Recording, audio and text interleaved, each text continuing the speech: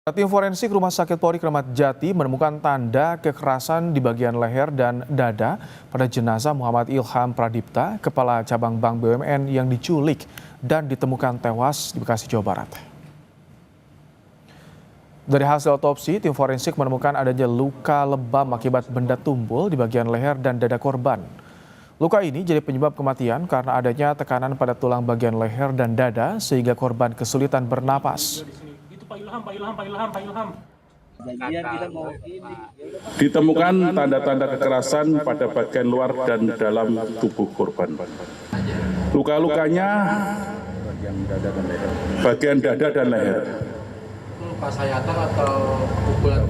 Benda tumpul yang menyebabkan dia kesulitan bernapas. Betul.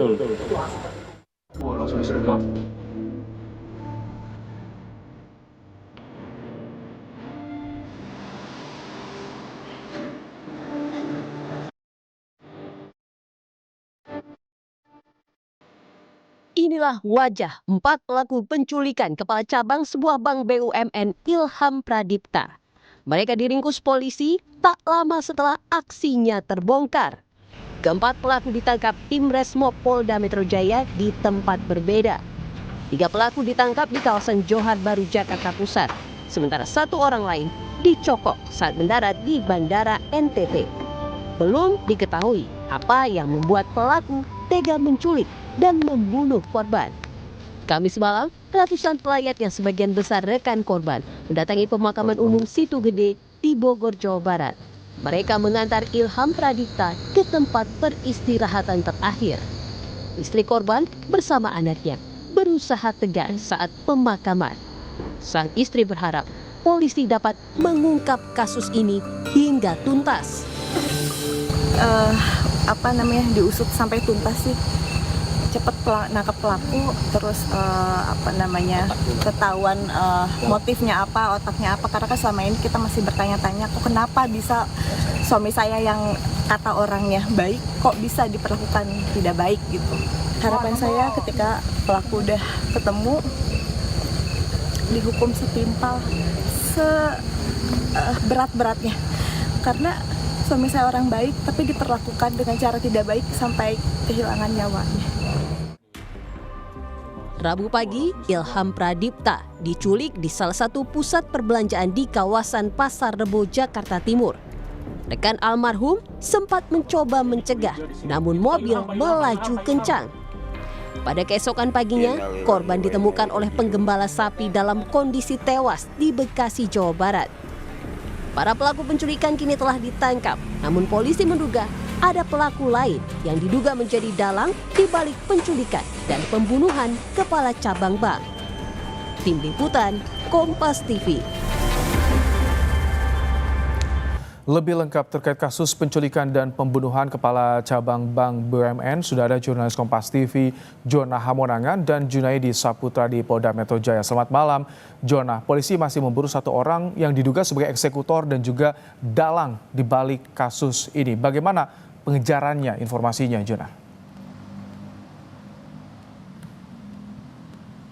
Ya Ibrahim, dari tersangka yang ada polisi sudah menahan 4 orang, di mana 3-nya ditangkap di Jakarta dan 1 ditangkap ketika sudah sampai di Labuan Bajo, Nusa Tenggara Timur. Jadi untuk 1 yang masih pengejaran adalah otak pelaku, dan polisi sendiri pun masih melakukan penyelidikan terkait dengan kemana lari 1 orang tersebut. Jadi ketika nanti sudah tertangkap, barulah nanti akan semakin terang apa yang menjadi motif utama. Terkait dengan adanya penyelidikan ini, memang polisi sendiri akhirnya sudah mengeluarkan hasil dari forensik, di mana hasil forensiknya ini sangat jelas bahwa almarhum ini dianiaya. Tentu saja penganiayaannya ini tidak hanya di tampak luar tapi juga tampak dalam. Jadi dari pihak forensik sendiri menyimpulkan bahwa almarhum ini kehabisan napas. Apakah dicekik atau tidak, ini polisi sendiri masih pengembangan.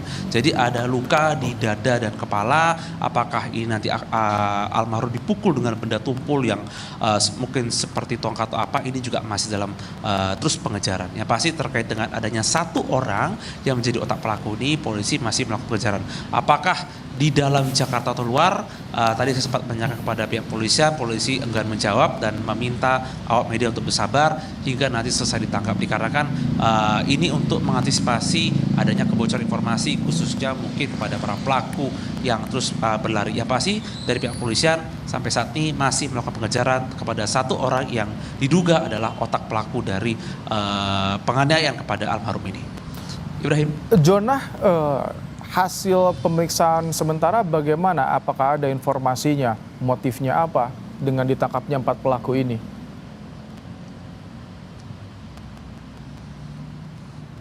Ya Ibrahim, kalau kita lihat di media sosial ini memang cukup bertebaran. Ada yang mengatakan ini terkait dengan ada mungkin tidak senang atau iri hati dan isu lain. Namun dari pihak polisian, dari penyidik mengatakan bahwa jangan ada prasangka dulu dikarenakan memang harus ditangkap dulu si otak pelaku ini untuk bisa mengetahui apa yang menjadi motif atau penyebab awal.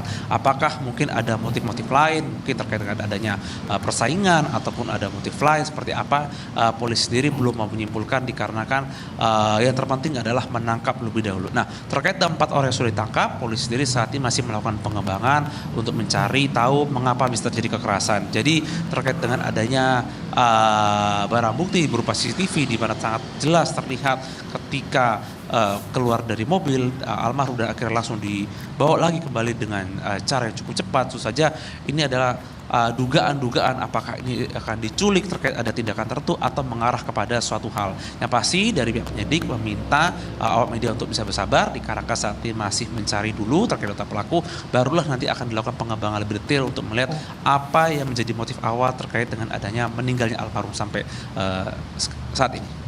Ibrahim. Baik, terima kasih Jonah Hamonangan untuk laporannya langsung dari Polda Metro Jaya.